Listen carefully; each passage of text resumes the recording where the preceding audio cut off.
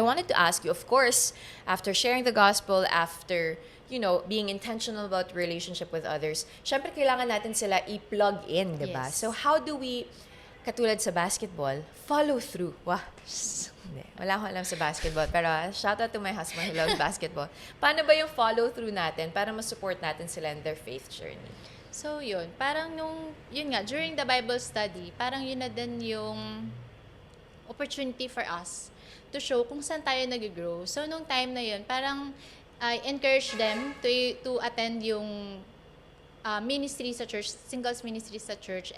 And then, parang alam mo yun, actually, hindi naman lahat ng tao agad-agad susunod. So, parang the best way to really invite them, even without word, is this yourself, your witness, your walk with the Lord. So, nung time na yun, parang tinanong nila ako, saan ka pumupunta pag Friday? Ba't ang aga mo laging umuuwi? So, ayun, nung sinabi ko na, meron sa Glorieta, sa CCF Makati. Meron dyan, every Friday, singles, open siya for everyone. So, punta kayo. So, kasi since yung Bible study namin is every Wednesday, so we have free time pa naman ng Friday. May Thursday ka pa para kulitin sila. Yes. Uy, bukas Ganon. Tama. So, parang, yun. And they are open with it naman. Kasi nga, parang, ipakita mo sa kanila yung blessing of being in the community. Yeah. Na hindi lang dito tayo sa workplace, but we can also meet other people in the same faith na makakatulong din sa atin to grow in our walk with the Lord. So, ayun. So, praise God for them. Yung growth nila. And since last year, nagba-Bible study lang kami, pero ngayon, nagsiserve na sila. I'm so blessing them, serving na din sa CCF Makati. Tapos, pupunta na din sila ng mga outreach, sila na nag-share ng gospel, even sila na din, nag-start na din ng sarili nilang small group.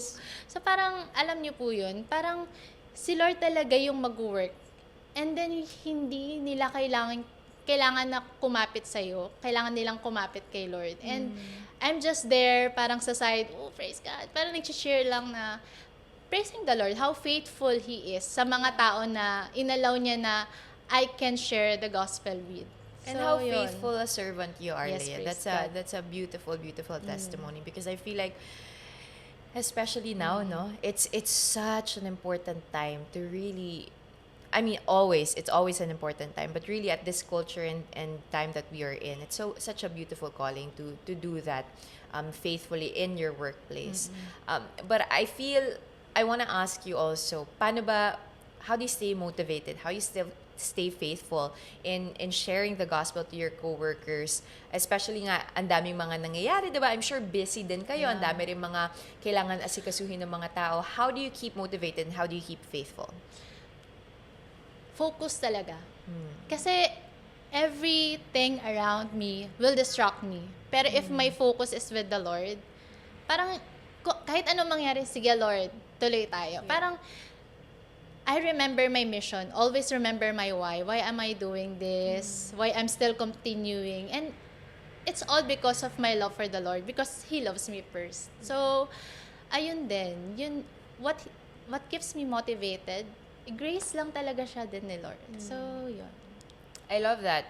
You talked about two very important things, which is, one, having that deep relationship with God. If you don't have that deep relationship with Jesus, if you don't have that deep relationship with Jesus where you're constantly walking with Him, setting your quiet time, diba? That intimate relationship with Jesus, I guarantee you there will not be a desire to share to other people, because our desire to share the gospel and to share Jesus is an overflow of that relationship that we have with Him, diba? And pangalawa talaga is knowing the mission that we are called to, the eternal perspective that we must have, that we are not just workers in the workplace. Ito lang yung buhay natin, magtatrabaho tayo, papasok tayo sa office, hi, hello sa mga tao, go home, do our own thing. No. We have an eternal perspective where we know that there is eternity available for people to spend with Jesus if they come to know the Lord, diba? And that's the most important. That's the more important thing than just the work that we do with our hands. Yeah. I love the idea that every work is holy work, because all that work should be unto the Lord.